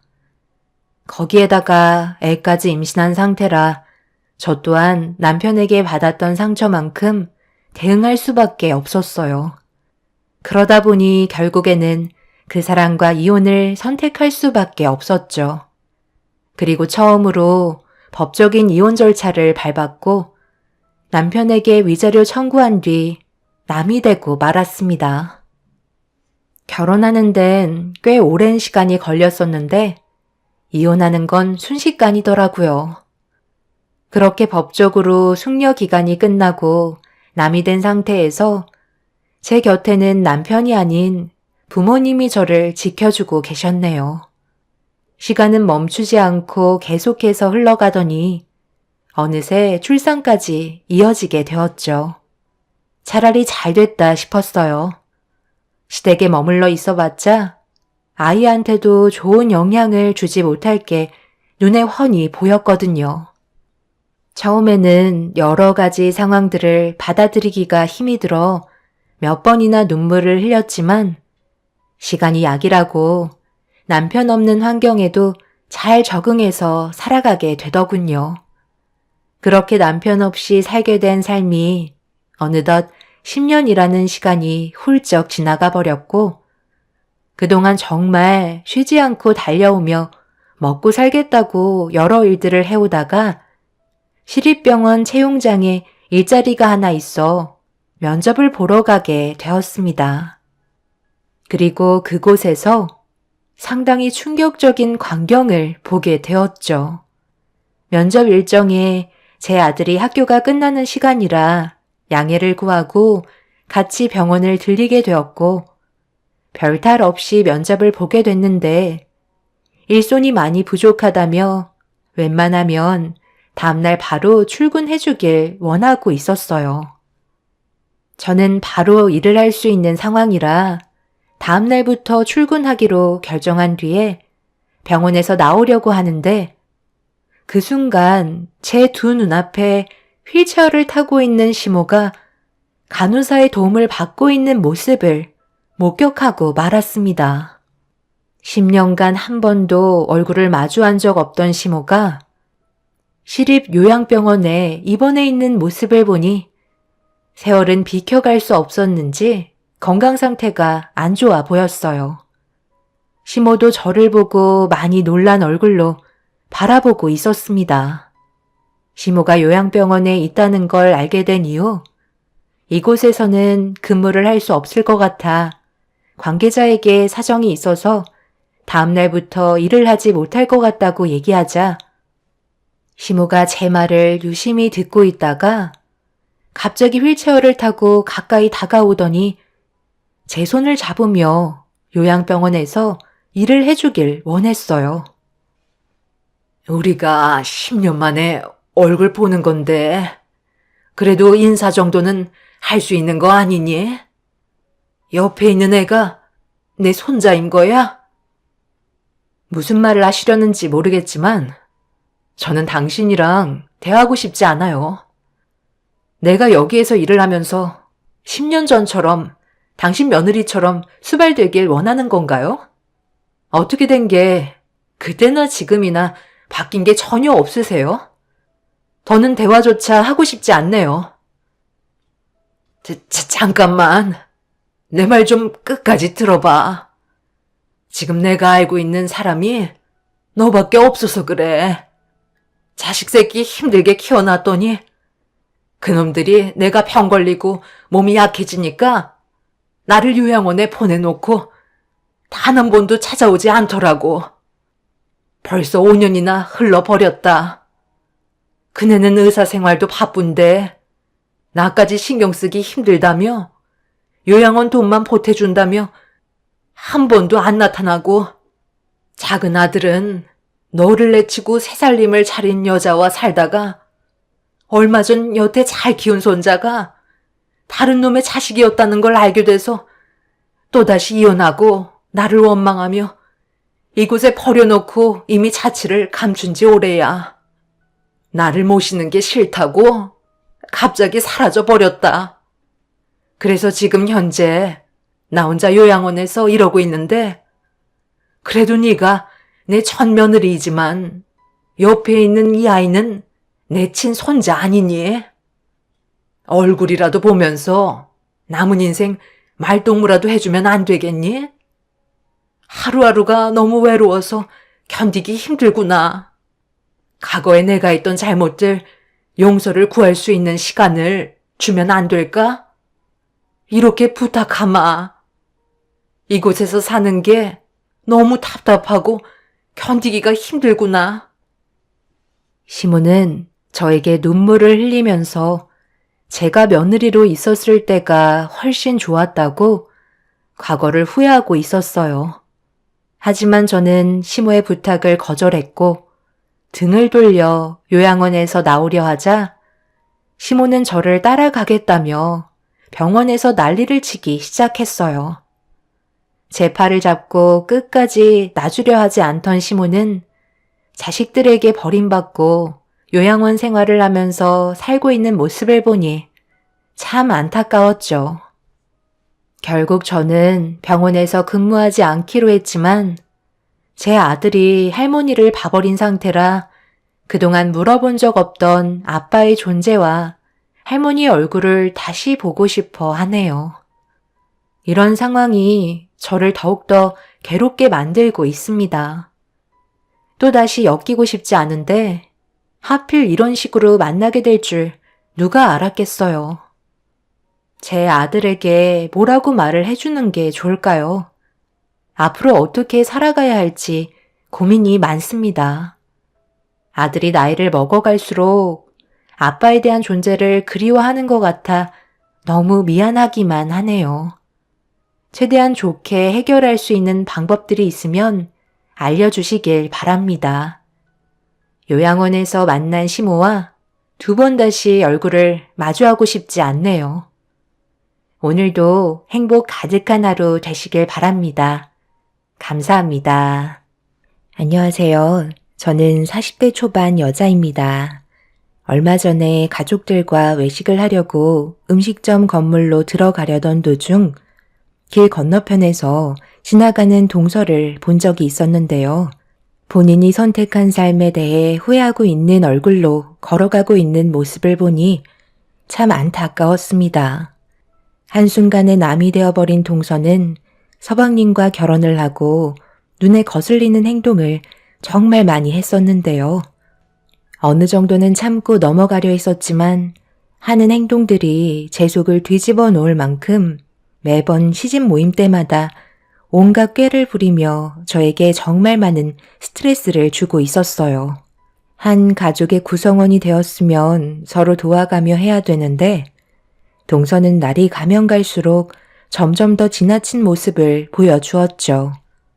그렇다고 손이 사람인 제가 동서가 좀 더 안 움직인다고 그걸로 꼬투리를 잡으면 시댁 식구들이 되려 저를 속 좁다고 안 좋은 시선으로 볼까봐 이러지도 저러지도 못하는 상태로 속만 끓고 있었습니다.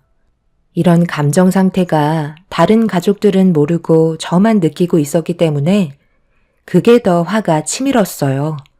아무래도 시부모님께서는 동서가 식구로 들어온 지 얼마 되지 않아서 적응 기간이라 생각하며 여러 가지로 이해하려는 게 보였어요. 그런데 어느 날 시집 모임 있을 때 저는 시댁에 일찍 도착해 시모와 여러 가지 음식들을 준비하고 있었는데 동서 내외가 거의 준비가 끝나갈 때쯤 시댁에 들어왔어요. 동서가 오니 집안 분위기는 밝아졌고 저만 빼고 저희 가족 모두가 반갑게 맞아주던 도중 동서가 팔에 깁스를 하고 들어온 걸 보고 모두가 놀랐습니다. 갑자기 이게 무슨 일이래? 팔에 왜 깁스를 하고 온 거야? 몸이 이러면 말을 하고 집에서 쉬면 되지. 왜 이렇게 미련하니? 걱정 끼쳐드리고 싶지 않았는데 죄송해요. 이도 집에서 쉬라고 했는데 그렇게 되면 더 걱정하실 것 같아서 일단 찾아뵙게 된 거예요. 어머님, 제가 음식 만드는 거 도와드렸어야 했는데 몸이 이래서 오늘은 쉬었다 가도 되는 거죠? 당연하지. 불편한 몸 가지고 뭘 한다고 그래? 아무것도 하지 말고 방에 들어가서 누워 있어라. 저녁상 다 차려지면 그때 부르도록 하마. 그래도 왼손을 다쳐서 다행이지. 오른손을 다쳤으면 얼마나 불편했겠니? 큰며느라, 우리는 서둘러 주방으로 들어가 마저 저녁상 준비해야 될 것 같다. 너도 많이 놀랐니? 안색이 안 좋아 보이는데 정신 차리고 어서 서두르자. 동서는 왼팔에 반 깁스를 하고 있었어요. 일하다가 다쳤다고 했는데 제가 봤을 때는 시댁에 왔을 때 일부러 손 놓고 있는 게 눈치가 보일까봐 꾀를 부리는 것 같아 보였습니다. 저는 느낌적으로 알고 있었지만 가족 모두가 동서의 행동에 조금도 의심 없이 속고 있었죠. 어떻게든 집안일에 손 하나 까딱하지 않으려는 게 눈에 보였지만 괜히 이런 문제로 좋은 분위기를 망치고 싶지 않았어요. 저 혼자만 모른 척하고 넘어가면 되는 걸 괜히 걸고 넘어져서 오래간만에 가족 모두가 모인 자리를 안 좋은 상황으로 만드는 건 저도 원하는 게 아니었습니다. 그렇게 시모를 도와 저녁 준비를 끝낸 뒤 가족들 모두 한자리에 모여 식사를 하게 됐는데 동서에게 관심이 쏠리다 보니 맛 좋은 음식들은 전부 다 동서 쪽으로 몰려 있었네요. 그 모습을 보는데 만약 제가 깁스를 했다면 시모에게 잔소리를 듣게 될 게 뻔했었죠.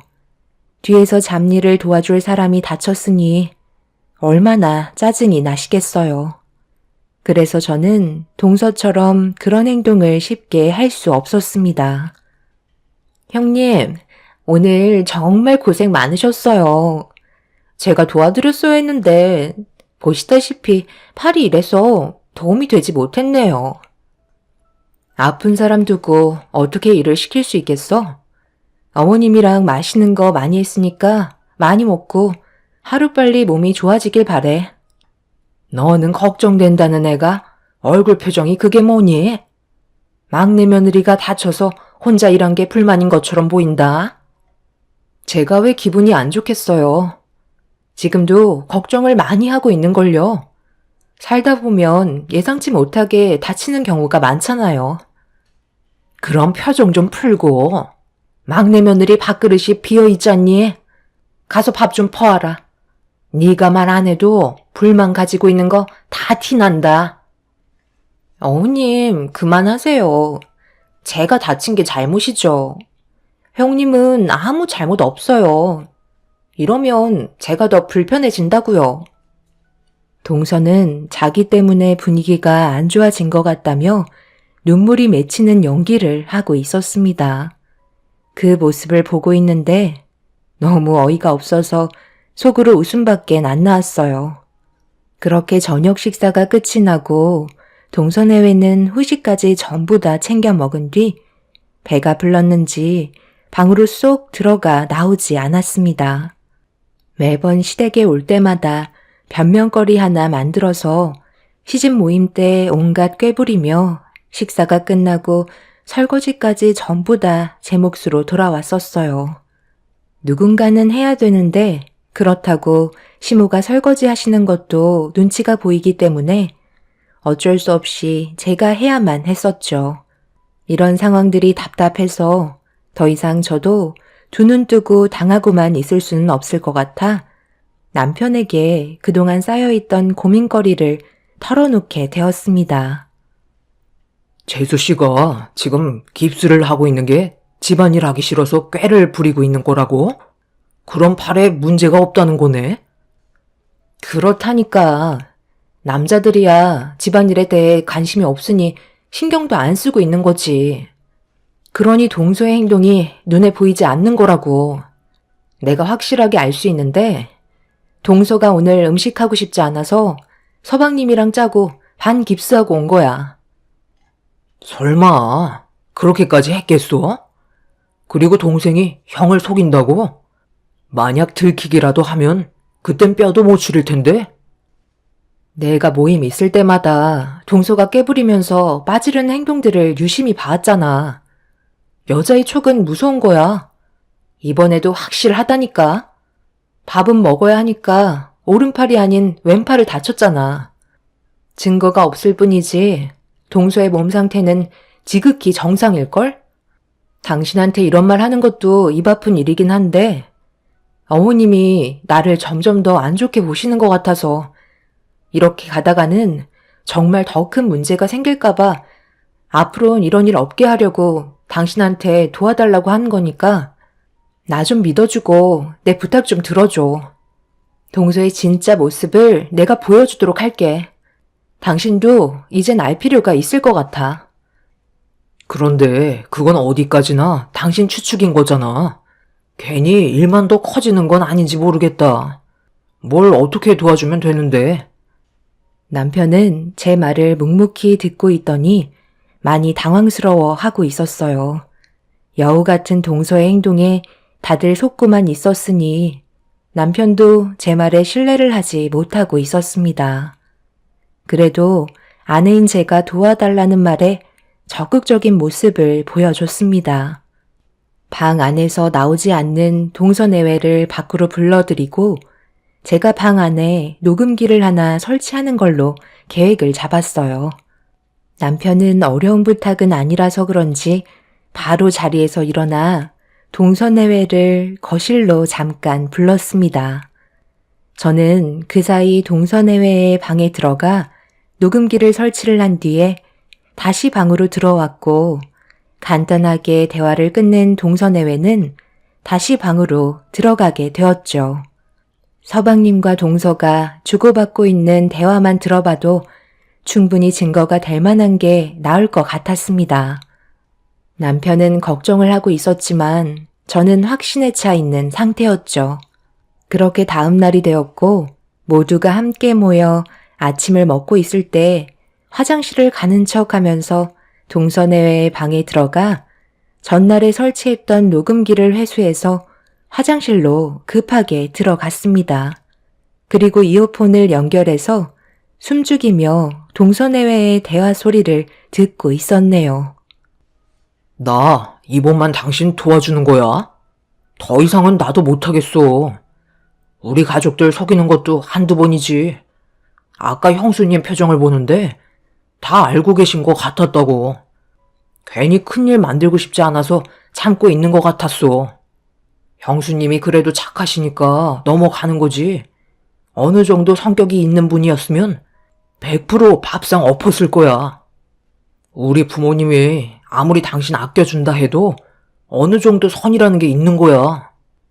한두 번은 그럴 수 있지만 이런 식으로 계속해서 반복하면 꼬리가 밟히는 법이야. 그래서 뭐 어쩌라고. 나보고 앞치마 두르라는 말이야? 당신은 내가 주방에서 일을 했으면 좋겠어? 한 번 하기 시작하면 당연하게 생각하고 점점 더 많은 것들을 요구하실 거라고. 내가 손 아랫사람이니 형님이 하기 싫은 건 무조건 나한테 시키겠지. 내가 그 꼴을 어떻게 봐? 어차피 얼굴 자주 보는 것도 아닌데 사람 앞일 아무도 모르잖아? 갑자기 몸에 문제가 생겼다는데 뭐라고 그럴 거야? 병원이라도 가서 진찰을 받아보게 할 거야? 안다고 해도 그런 식으로 행동하는 게 오히려 힘 빠지고 집안 분위기 망치는 꼴이니까 그냥 가만히 있는 거 나도 알고 있다고. 그래서 내가 그 점을 이용하는 거야. 어차피 아버님 댁에 며칠 있다 가는 건데 서로 웃으면서 지내면 좋잖아? 이런 식으로 계속해서 반복되다 보면 세뇌가 돼서 결국 당연하게 생각하고 나한테 기대도 하지 않을 거라고. 그럼 나는 당신이랑 결혼 생활하는 동안 편하게 아버님 댁에 오면 되는 거지. 당신은 그냥 내 옆에서 장단이나 맞춰줘. 멍청하면 몸이 고생한다는 말이 있잖아? 이래서 사람은 야가야 하는 거라니까. 그리고 이런 말을 꼭 여기서 해야 돼? 가족 중에 누구 하나라도 듣는 날에는 정말 골치 아파진다는 거 몰라? 앞으로 당신도 말 조심해줘.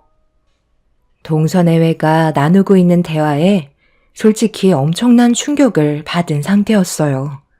제가 녹음한 증거물을 당장이라도 가족 모두가 모인 상황에서 풀어놓는다면 걷잡을 수 없을 만큼 심각한 상황을 가져올 게 확실했어요. 아무리 시부모님께서 동서를 아낀다 해도 이건 용서받지 못하는 행동이었습니다. 모든 걸 확인한 뒤에 다시 자리로 돌아왔고 최대한 아무렇지도 않은 척 행동을 하면서 현재의 분위기를 살폈습니다. 시부모님께서 밝은 얼굴로 식사를 하시는데 식탁 테이블에 녹음기를 올려놓는 건 아닌 것 같아 일단 동서의 행동을 좀 더 지켜보기로 했어요. 남편도 녹음된 내용에 대해 궁금해하길래 실수로 녹음 버튼을 누르지 않았다고 얘기한 뒤 대충 상황을 넘겼습니다. 남편은 동서가 그런 행동을 할 사람이 아닌 것 같다며 제가 최근 들어 피곤해서 예민해진 걸로 생각하고 있었네요. 그날 저녁 모두들 각자의 집으로 돌아간 뒤 앞으로 어떻게 해야 할지 많은 고민에 빠져 있었죠. 결국 동서의 잘못된 행동들에 대해 확실하게 짚고 넘어가야 할 것 같아 동서와 따로 약속을 잡은 뒤 앞으로 둘이서 이런 문제를 해결하고 가족들이 상처받지 않는 선에서 끝내기로 결정하게 되었습니다. 저한테 진지하게 할 말이 있으시다면서요? 오늘 제가 다른 약속이 있어서 용건만 간단히 했으면 좋겠는데요. 나도 서둘러 집에 들어가서 식구들 저녁상 차려줘야 되니까 할 말만 하고 일어나도록 할게. 일단 이것부터 들어볼래? 많이 당황스러운가 봐. 그러게 계획을 하려면 철저하게 했어야지. 이런 증거물을 남기면 어떡하니? 이제 앞으로 어쩔 거야? 다음 모임 때는 다리에 깁스하고 올 건가? 매번 모임이 있을 때마다 어떤 식으로 나타날지 이제 기대가 되는걸? 내가 왜 따로 얼굴 보자고 했는지 대충 짐작이 가지? 나는 가족 간의 불화를 만들고 싶지 않아. 충분히 좋은 쪽으로 해결할 수 있을 거라고 믿고 있어. 모든 건 동서가 앞으로 보일 행동들에 달려있지. 어떻게 할래? 끝까지 갈 거야? 아니면 앞으로 꽤 부리지 않고 모임 때 적극적인 모습을 보여줄 거야. 나는 동서가 지혜롭게 행동했으면 좋겠는데. 머리가 나쁜 것도 아닌데 지금이 어떤 상황인지는 충분히 위기감을 느끼고 있을 텐데. 동서를 아끼고 이뻐해 주시는 시부모님께 비수를 꽂을 건 아니지? 형님, 죄송해요. 제가 생각이 짧았어요. 앞으로 집안 행사 있을 때 쓸데없는 행동하지 않고 적극적으로 참여할 테니 제발 원본 넘겨주세요. 이걸로 평생 제 발목을 잡으실 생각은 아니시죠? 저 눈치 보면서 살고 싶지 않아요. 그건 동서하기 나름 아닐까? 똑같이 며느리로 들어온 입장에서 나는 뼈 빠지게 고생하고 있는데 동서는 여우같이 이리저리 빠지면서 나를 더 힘들게 했잖아. 내가 그동안 말을 안 하고 지켜만 보고 있었는데 날이 가면 갈수록 점점 더 심해지더라고. 결국 아이디어도 바닥날 텐데 그때 돼선 아예 입원할 생각이었어? 시댁에 오래 있는 것도 아니고 남을 위한 일도 아니잖아.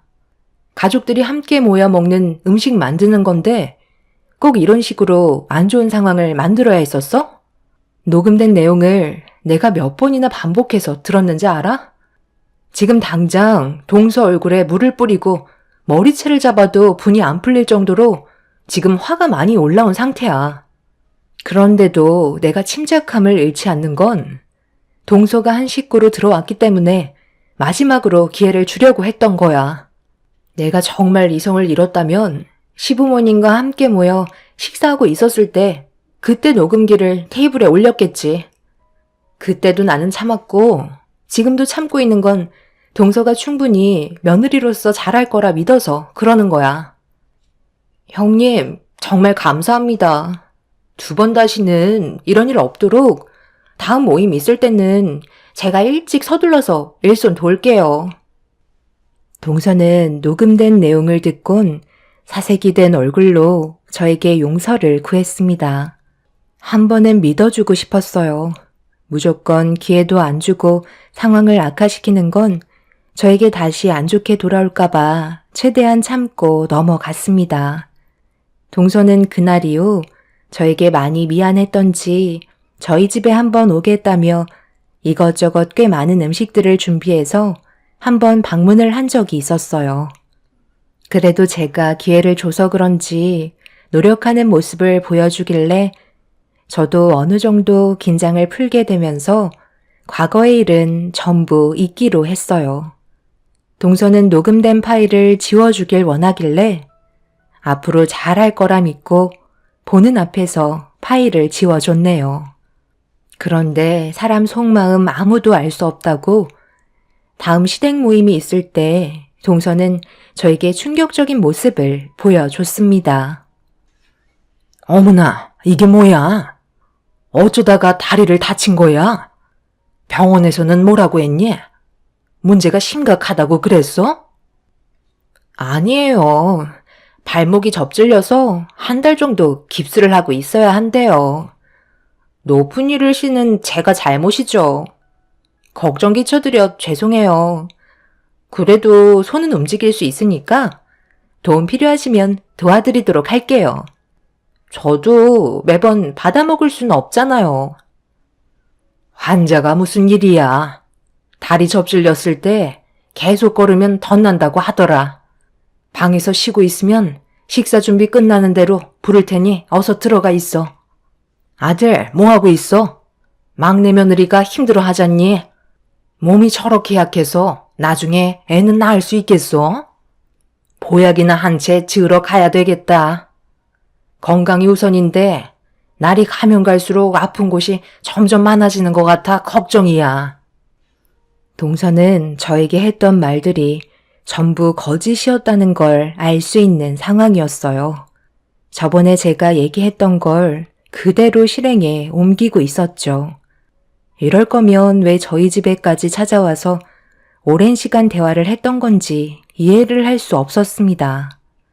화가 머리끝까지 올라온 상태에서 동서를 노려보고 있는데 시모가 그런 제 모습을 보곤 또다시 화를 내기 시작하셨어요. 막내 며느리가 몸이 약해서 쉴 수밖에 없는 상황인데 그거 가지고 불만을 가진다며 되려 저에게 더 큰 목소리로 화를 내셨습니다. 제가 기회를 줬을 때는 다시 잘해보자는 뜻에서 용서를 해준 건데 동서는 그런 저에게 조금도 미안한 감정을 가지지 않고 있었다는 걸 확인할 수 있었죠. 오로지 목적은 제가 가지고 있던 녹음된 파일이었어요. 사람을 함부로 믿지 말라고 어렸을 적부터 저희 부모님께서 입이 닳도록 말씀하셨는데 그제서야 부모님의 말이 피부로 와 닿았습니다. 동서내외는 방에 들어가서 나오지 않았고 저는 어김없이 주방에서 시모가 시키는 대로 음식 준비를 하고 있었어요. 너무 큰 충격과 배신감에 좀처럼 화가 가라앉지 않았죠. 그래서 밥때가 되자 방에서 슬슬 기어 나오는 동서내외를 보고 서방님한테 동서와 단둘이 대화하고 싶다며 동서를 다시 방으로 들여보낸 뒤 문을 걸어 잠갔습니다. 지금 뭐 하자는 거야? 이러려고 녹음된 파일을 지워달라고 했던 거니? 정말 이렇게까지는 안 봤는데 너무하다고 생각되지 않아? 뭐가 너무한데요? 저 없을 때 방에 몰래 들어와서 남의 사생활을 녹음한 형님도 잘한 건 없는데요? 저는 가만히 있을 것 같아요. 저도 받은 만큼 돌려주는 성격이라 호락호락하지 않다는 걸 확실하게 보여주려 했을 뿐이에요. 그래서 앞으로도 계속 이런 식으로 행동하겠다는 거네. 내가 무슨 일을 저질러도 모든 걸 감수할 수 있다는 거지? 제가 형님을 두려워할 이유가 있을까요? 전부 다 내 편이지 형님 편은 한 사람도 없잖아요. 아주버님까지 형님보다 저를 더 믿어주지 않나요? 이 집에서 오랫동안 머물러 있으시려면 그냥 지금처럼 묵묵히 하시던 일 하세요. 끝까지 가보자는 건데 지금의 결정을 언젠가 땅을 치며 후회할 날이 찾아올 거야. 그때 돼서 무릎 꿇고 울며불며 빌어봤자 소용없다는 거 확실하게 머릿속에 각인시켜 놓고 살아야 할 거야. 내 말 무슨 뜻인지 알지? 그게 아마 조만간이 될 것 같다. 제가 봤을 때 형님이 제 앞에 무릎을 꿇고 용서해달라고 애원할 것 같은데요? 누가 이기는지 한번 보자고요. 동서는 되려 저를 더 무시하면서 목소리를 높이고 있었습니다. 동서와 제가 방에서 나오지 않자 시부모님께서 방 안에서 무슨 대화를 그리 오래 하냐며 서둘러 저녁 먹자고 동서와 저를 부르셨어요. 당장 머리채를 잡아 뜯고 싶었지만 저에게 다시 한번 기회가 올 때까지 참고 넘어갈 수밖에 없었죠.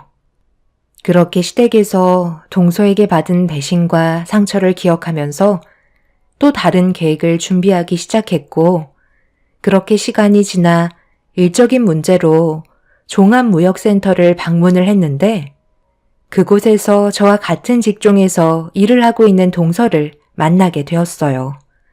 제가 무역센터에 올 거라고 전혀 예상하지 못했는지 저와 마주치자마자 당황해하고 있었어요. 그리고 멀리에서 저를 부르며 다가온 변호사가 동서 앞에 서는 순간 또 다른 계획이 시작되었습니다. 동서는 함께 일하는 직원 동료들 앞에서 망신을 당하고 싶지 않았는지 제 팔을 잡고 급하게 비상계단으로 데려갔어요. 이미 엎질러진 물이었는데 무엇을 바로잡으려는 건지 전혀 이해할 수 없었습니다.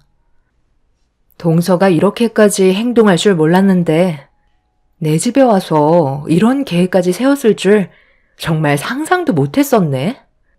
오늘 내가 여기에 올 줄 몰랐던 거야? 회사만 다를 뿐이지 같은 직종에서 근무하고 있잖아? 동서는 그 회사에 들어간 지 얼마 되지 않았다며? 그러니 많은 관심을 받고 싶었겠지. 나는 오늘 무역센터에 굳이 참석 안 해도 되는데 동서가 오늘 무역센터에 참석한다길래 내가 이 좋은 구경을 놓칠 순 없잖아? 아무리 내가 만든 디자인이 탐이 난다 해도 내 작업방 좀 구경한다고 했을 때 건들지 말았어야지. 안 그래? 동서가 작업방에서 한 행동들 전부 다 방에 설치한 CCTV에 아주 선명하게 찍혔어. 어떻게 우리 회사가 만든 상표권 디자인을 자기들 것 마냥 아무렇지도 않게 전시를 할 수 있는 거지? 동서가 지금 나랑 비상계단에서 이러고 있을 시간 없을 텐데 지금쯤 전시회는 난리가 났을걸?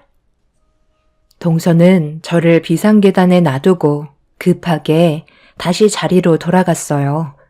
제 작업방에 CCTV를 설치한 이유는 집 구경을 하다가 동서가 혹시 모를 행동을 저지를 수도 있을지 모른다는 불안한 마음 때문에 동서가 저희 집에 오기 전에 설치를 한 거였는데 공모전에 제출할 디자인한 상표권을 동서가 전부 다 사진을 찍어 도형을 하고 있었습니다. 저희 남편도 옆에서 영상이 담긴 동서의 행동을 전부 다 봤었기 때문에 입을 다물지 못했었죠. 그리고 현장에는 때마침 남편이 시부모님까지 모시고 온 상태였어요.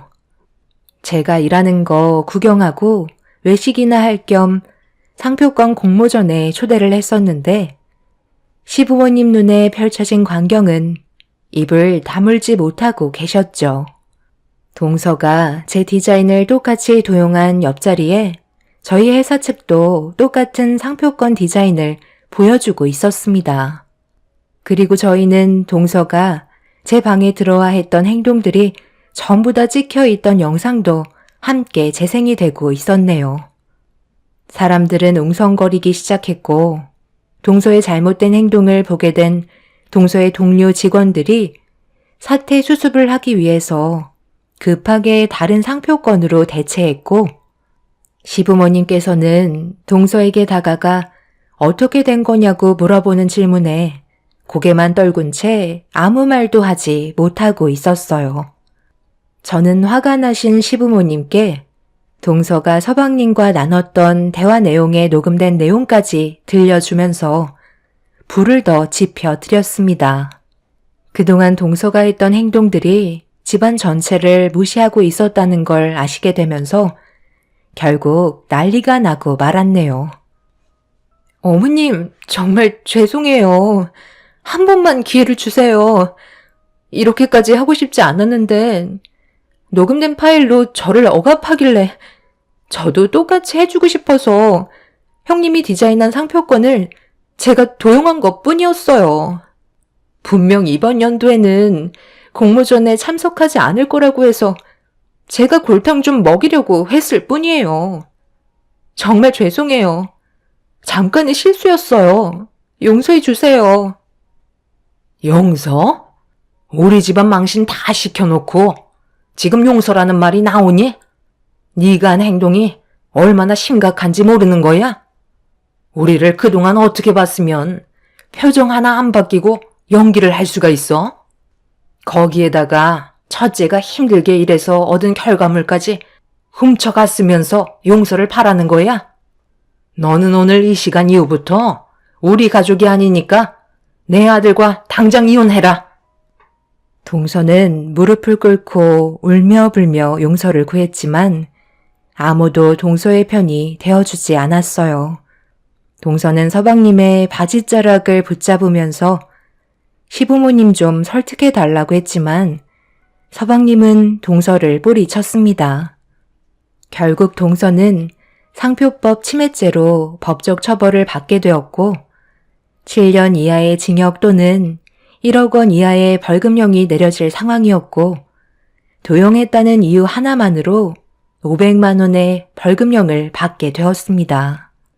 그리고 이런 심각한 문제를 동서의 회사 측에서도 그냥 넘어갈 수 없었는지 회사 이미지 저하 등 막대한 손실을 입혔다며 결국 거액의 손해배상 청구와 함께 퇴사 처리가 되고 말았네요.